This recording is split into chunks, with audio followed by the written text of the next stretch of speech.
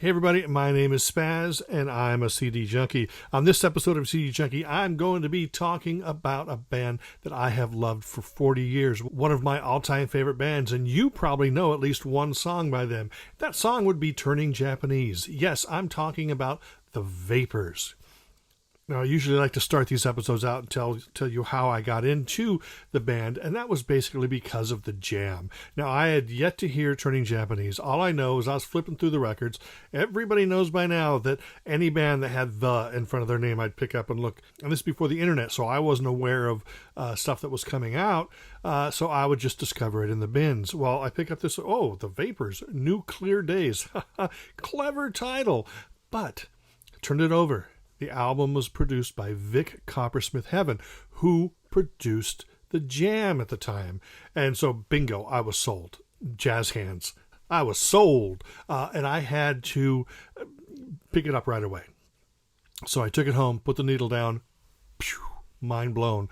Loved it so much. Some people call them mod. Some people call them power pop. Some people call them new wave. Let me just tell you, the VAPORS are an amazing pop band. I don't know if they'll even like being called a pop band. 2 guitar, bass, drum, and then they'll throw keyboards in every now and then. But basically a tight, wonderful band with a lot of great songs. And let's start with the first album that came out in 1980. It's the album I was just telling you about. This is Nuclear Days. The album first came out in the UK. And by the time it made it to America, they had removed 2 songs, I think only added 1. They added the song Prisoners, which was a pre-album single, which is an amazing song. This CD on Captain Mod has everything that you need. It has the full original UK album, which includes Cold War and America. And it also has all the non-album singles, A-sides and B-sides. Waiting for the Weekend is a completely different recording. Prisoners is there, and it's just jam-packed. Dave Fenton on guitar and vocals, Steve Smith on bass, Edward Bazalgette on guitar, and Howard Smith on drums, no relation to Steve Smith. And they were just this great tight unit. Vic Coppersmith-Heaven did manage to make them sound kind of similar in sound to the Jam, not in style. Dave Fenton was a great, amazing songwriter. He was one of those songwriters that was able to make everything a hook. Whether it was the intro or the verse, the chorus, the middle 8, the bridge, everything had a hook. And he was an amazing pop songwriter. They weren't pop like frilly, silly little pop. They were just straightforward, great rock band. I mean, they had the punk energy.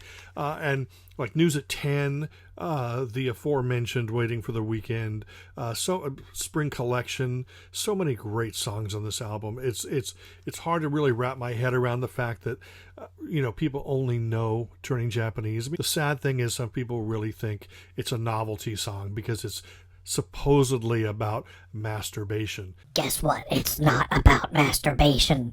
But if you dig the sound of that song, dig into the album because it's just beginning to end filled with great melodic hooks, great playing, great arranging. Fenton has a unique and great voice, and I love this band to death. Nuclear Days, 1980. Fantastic album.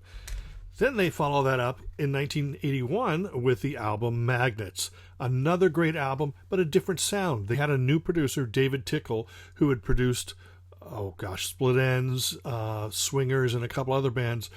So he didn't have that real punchy sound that Vic Coppersmith-Heaven had, but it was a more layered sound, and the songs were just incredible. They tried new sounds, new directions, and some people don't dig that. Some people just want bands to put out the same album over and over again. I love a band that challenged themselves, that challenged the listeners, and Magnus was an amazing, incredible record. Now, if you look at this cover was by the same guy who created Where's Waldo?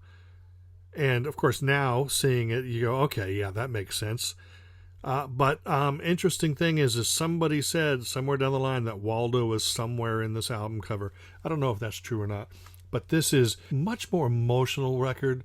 There's more depth to it in terms of the nuances and the atmosphere of the songs. And it's still an incredibly amazing collection of pop songs. Jimmy Jones and Silver Machines and Civic Hall, and just a bunch of great songs on this. Even the B-sides, which they added as bonus tracks, Galleries for Guns should have been on the album, but as long as it's on the CD, I'm perfectly happy with that. Magnets is an incredibly amazing record, very different sonically from Nuclear Days, but still an amazing collection of songs. Now, Dave Fenton wrote everything on the first album, plus all the A and B sides. On this album, there's a song called Isolated Case that was written by Steve Smith and Edward Bazalgette, and that's an amazing song as well. I've played both of these albums so much over the years. It's 39, 40 years. And if you're judging the band just on Turning Japanese, I highly recommend that you go out and you buy both of these. You can buy them on CD, buy them on vinyl, download them. There are several Vapors compilations out there that you may want to track down, and you can't go wrong with a Vapors compilation because it's just so amazing. Such a great output, great songs. Sadly, they broke up after Magnets, but thankfully for all of us, they've reunited for tours in the UK and in the US over the last few years, and there's a third album that's coming in 2020, I believe. So we all have that to look forward to. And all I can tell you is if that third album comes out, then I'm just going to have to remake this video and talk about 3 Vapors albums. I did an interview for my Beach Blanket Fort Bingo podcast with Dave Fenton, and I'm going to put the link to that down below.